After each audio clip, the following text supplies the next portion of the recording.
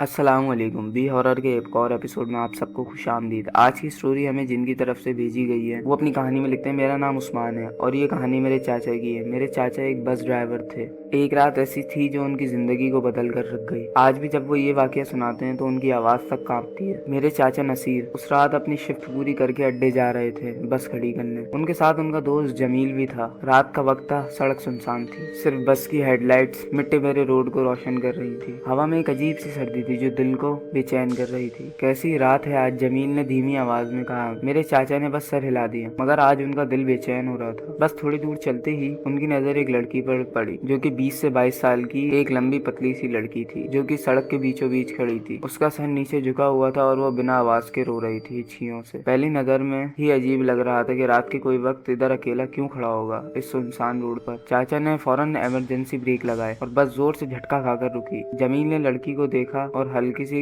घबराहट महसूस की। भाई ये लड़की यहाँ क्या कर रही है? जमील ने धीरे से मेरे चाचा को कहा। मेरे चाचा ने दरवाजा खोला और नीचे उतर गए। बेटी क्या हुआ, तुम यहाँ रात के इस वक्त क्या कर रही हो? लड़की ने धीरे से सर उठाया। उसका चेहरा चमक रहा था जैसे चांद की रोशनी उस पर पड़ रही हो। आंखों से आंसू बह रहे थे। उस लड़की ने कहा, मैं खो गई हूँ, मुझे समझ नहीं आ रहा मैं कहाँ जाऊँ। की आवाज हल्की सी लेकिन अजीब सी थी। चाचा ने एक पल के लिए सोचा। उनका दिल घबरा रहा था मगर इंसानियत भी एक चीज होती है। उन्होंने उस लड़की से कहा, चलो तुम्हें आगे बस स्टॉप पर छोड़ देते हैं। चाचा ने कहा और लड़की को अपनी बस में बिठा दिया। वो चुपचाप एक साइड पर बैठ गई।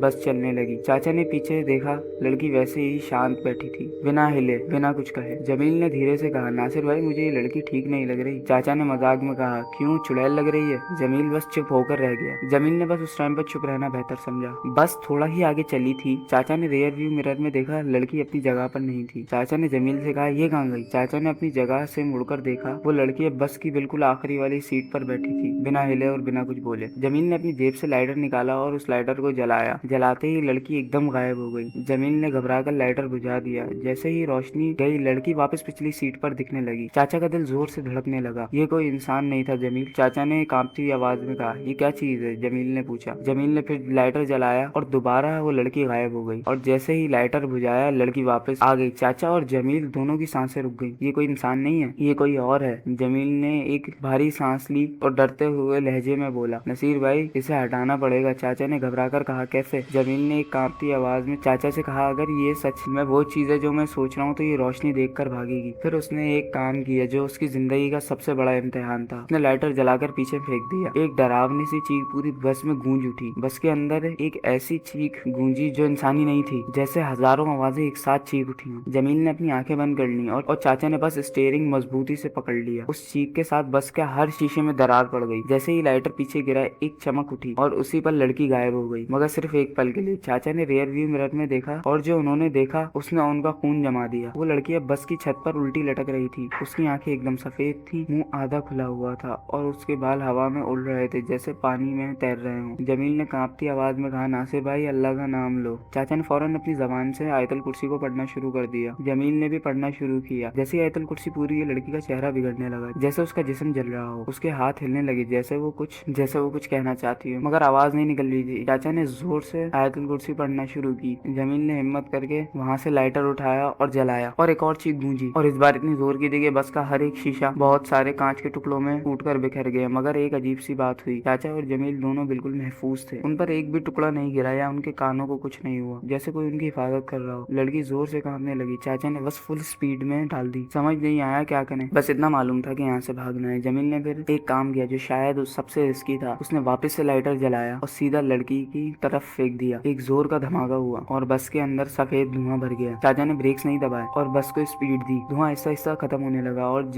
जब बिल्कुल बस साफ हुई तो लड़की गायब हो गई। चाचा और जमील दोनों एक दूसरे की तरफ देखने लगे। सांस फूली हुई थी, दिल जोर से धड़क रहा था। वो चली गई? जमील ने धीरे से पूछा। चाचा ने इधर उधर देखा, बस बिल्कुल खाली थी, मगर एक अजीब सी बात हुई। पीछे कोने में एक सफेद दुपट्टा पड़ा था, वही दुपट्टा जो उस लड़की ने पहना था। जमील ने बिना कुछ सोचे समझे उसे उठाया और बस के बाहर फेंक दिया। भाई अब बस चल, उसने चाचा से कहा। भाई अब बस चल, मैं यहाँ एक सेकंड भी नहीं रुकना चाहता। चाचा ने बिना एक सेकंड सोचे बस दोबारा से फुल स्पीड में डाल दी और पार्किंग स्पॉट की तरफ ले गए। जब वहाँ पहुंचे दोनों बिना किसी को कुछ बोले सीधा बस खड़ी की और अपने अपने घर चले गए। और उस दिन के बाद चाचा ने रात की शिफ्ट चलाना छोड़ दी। आज भी जब वो ये कहानी सुनाते तो उनका चेहरा पीला पड़ जाता। तो यार बस आज की इस वाली वीडियो में इतना ही। अगर वीडियो तुम्हें थोड़ा सा ही पसंद आया तो लाइक कर देना, चैनल पे नए सब्सक्राइब कर देना। और तुम्हारे साथ भी कभी ऐसा और इंसिडेंट हुआ और तुम अपनी स्टोरी मुझे कमेंट से ईमेल के थ्रू भेजना चाहते हो तो तुम लोग भेज सकते हो। मिलूंगा आप लोगों से अगली वीडियो में। Good bye.